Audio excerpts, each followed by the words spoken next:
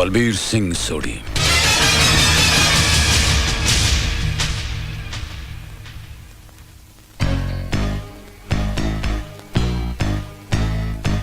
मौत तुम्हारी हुई नहीं और अभी से मौन धारण कर लिया।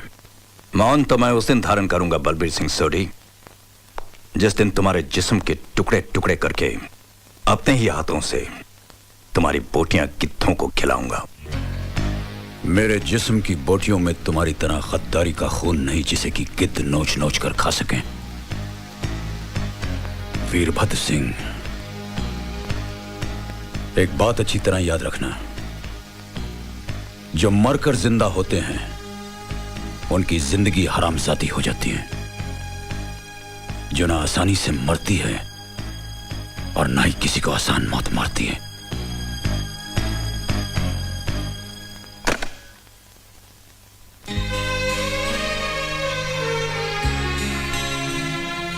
दादा भाई, जब भी आप मुझे छोटू कहते थे ना, तब मैं सोचता था कि अब तो मैं आपके कंधों तक आ पहुंचा हूं, तो फिर आप मुझे छोटू क्यों कहते हैं?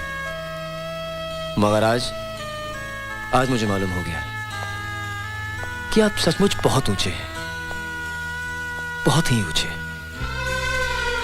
अब आप जिंदगी भर मुझे छोटू कहिए दादा भाई, मैं आपसे शिकायत कभी नहीं करूंगा। आज मैंने आपका असली रूप देख लिया है। मुझसे छिपाने की कोशिश मत कीजिए दादा भाई, मैंने सब अपनी आंखों से देखा है और गुरुद्वारे में भाभी मां से सब कुछ जान भी लिया है।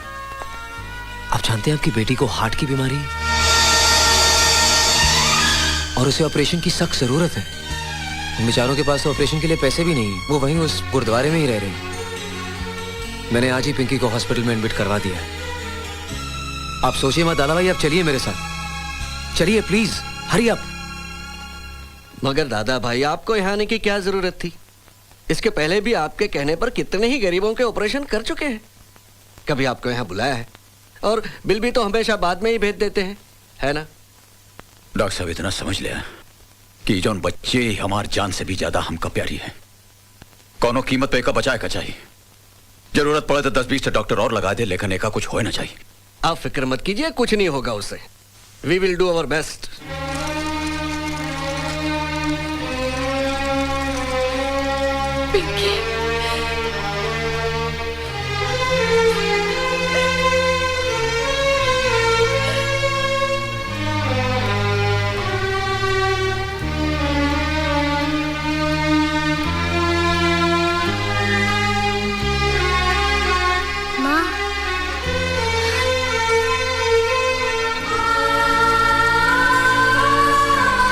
मेरे बच्चे,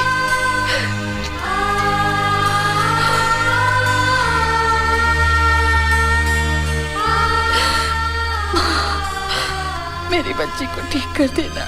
सबकी झोली भरने वाली माँ शेरों वाली, मेरी गोद को आबाद रखना।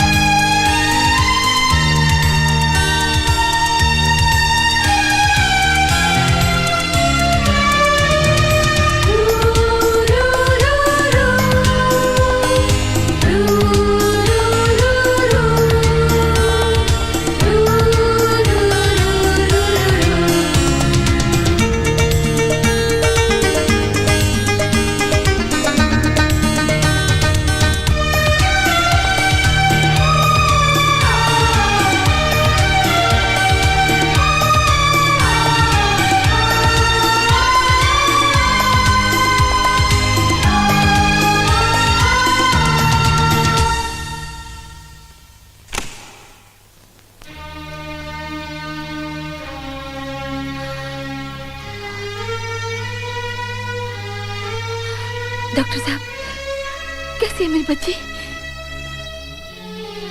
डॉक्टर साहब, आप चुप क्यों हैं?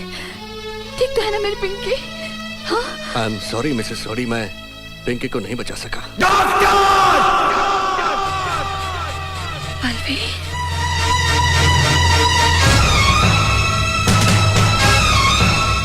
मैंने तुमसे कहा था डॉक्टर उसे बचा लो। आप सुनो दादा भाई, चाहे कुछ भी करना पड़े, कितना भी खर्च करना पड़े, जितना भी डॉक्टर चाहिए बुला लो, लेकिन तुमने एक ना सुनी। मार दिया उस नन्ही से जान को। मैं तुम्हें जिंदा नहीं छोड़ूंगा डॉक्टर, जिंदा नहीं छोड़ूंगा तुम्हें। हाँ? भाई मेरी माँ मार डालूंगा तुम्हें जान से। ये क्या हो गया आपको?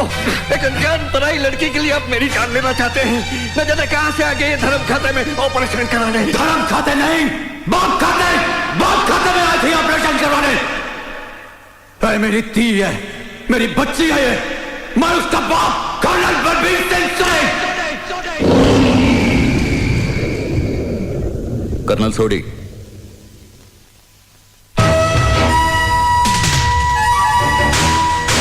आर्मी के हो, अपने जज्बातों का इस तरह इजहार मत करो। You are under arrest. यही तुम्हारे पापों की सजा है। शायद उसी की सजा मिली है मेरी बच्ची को। बचपन से ही गद्दार की बेटी के लगे दाग ने उसको दिल की बीमारी से जकड़ लिया और आज उसी बीमारी ने उसकी जान भी ले ली। मैं तुम्हें कभी माफ नहीं करूंगी, कभी नहीं करूंगी, कभी नहीं करूंगी।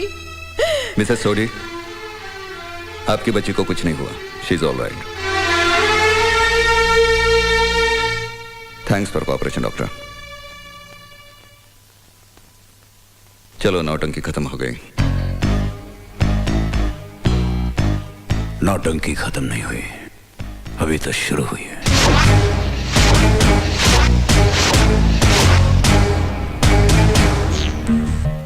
डीआईजी बनना चाहते हो क्यों? पहले कमिश्नर की ड्यूटी तो ठीक तरह निभाना सीखो। हमारे ही राज में, इसी शहर में सबकी आंखों में धूल झोंक कर वो दादा भाई बनकर जीता रहा, और तुम सब अंधों की तरह उसके इर्द गिर्द घूमते रहे, उसकी तारीफ करते रहे। लेकिन सर आप कुछ नहीं सुनना है मुझे। अब सिर्फ एक ही खबर तुम्हारी जुबान से सुनूंगा, वो है बलबीर सिंह सोडी की मौत की खबर। किसी भी कीमत पर आर्मी हेडक्वार्टर्स तक वो जिंदा नहीं पहुंचना चाहिए, बस।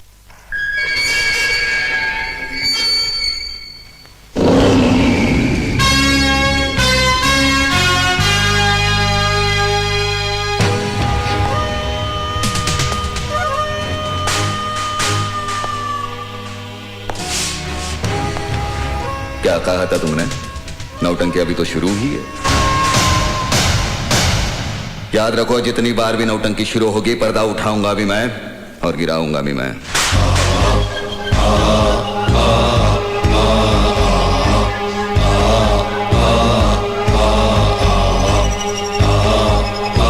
एक मासूम बच्ची का सहारा लेकर धोखे से तुमने एक फौजी को नहीं, एक बाप को गिरफ्तार किया है।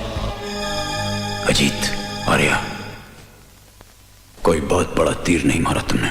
जब तुम्हारी ही चाल से, तुम्हारे ही मोहरे से मैंने तुम्हें मात दे दी, तो मुर्दा कफन फाड़ कर चिल्ला पड़ा।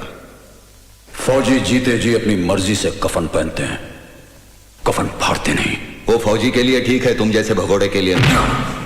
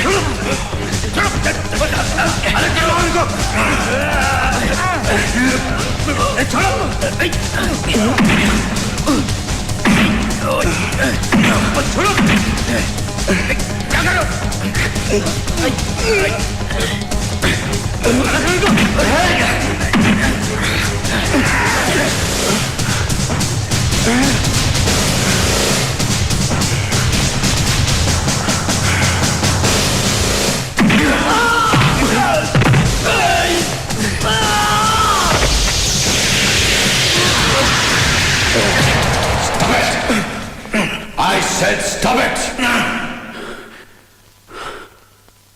Control yourself officers. सर। मैं जा रहा। सर। चलो मेरे साथ। सर अधूरा सब बाद में। सर कर्नल कुछ छुपा रहे हैं, बहुत सी बातें इनसे उगलवानी होगी, बड़े चालाक इंसान हैं। हम कल ही उसे हेडक्वार्टर के लिए रवाना कर देंगे। सर मैं उन्हें हेडक्वार्टर लेके जाऊंगा। डोंट वरी, सिक्योरिटी का पूरा इंतजाम है। सर फिर भी मैं लेके जाऊंगा, प्लीज सर मुझे इजाजत दीजिए। तुम कभी कभी नहीं, बार बार जोश में आकर अपने होश खो देते हो। सर ये तो नाटक था उन्हें उकसाने के लिए। तुम्हारे नाटक में अच्छी तरह समझता हूँ। सर प्लीज, जो काम मैंने शुरू किया है मुझे उसे अंजाम तक पहुंचाने दीजिए, please sir. Relax major, relax. Sir.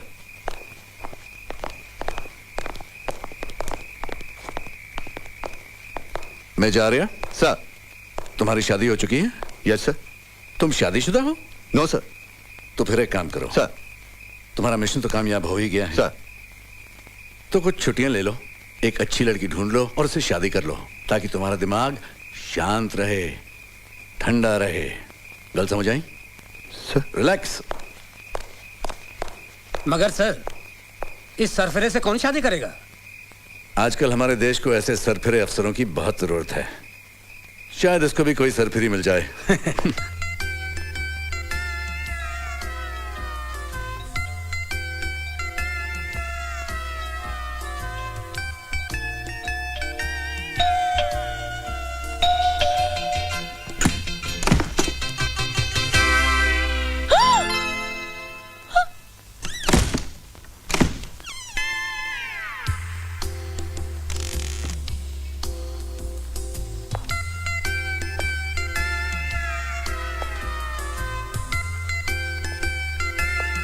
Beautiful.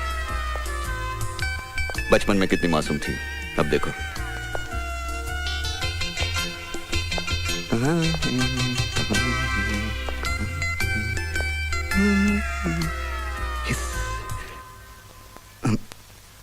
कहीं बाहर जा रही हैं आप?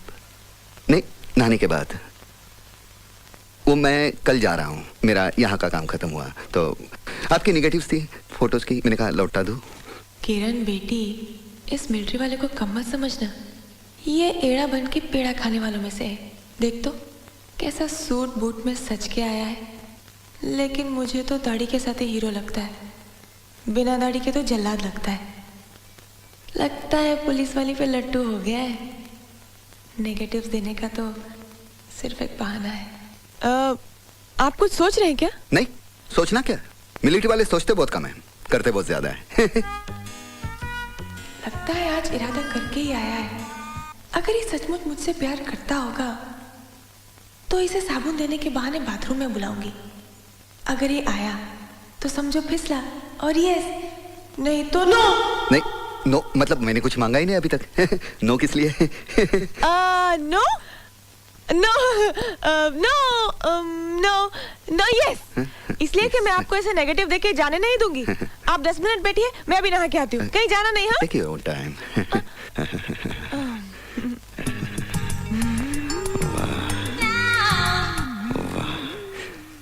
क्या बारूद है,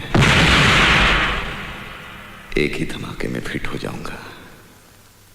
आज तो कुछ बात करके ही रहूंगा। अगर मामला फिट हो गया तो पूरी रेजिमेंट में हंगामा मच जाएगा।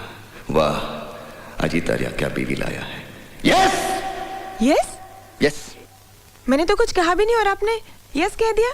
यस मतलब मैं चाय पी के जाऊंगा। यस, आप नहा लीजिए इत्मीनान से, नो प्रॉब्लम। केला रे केला, ये मिलिट्री वाला तो काम से ही गया।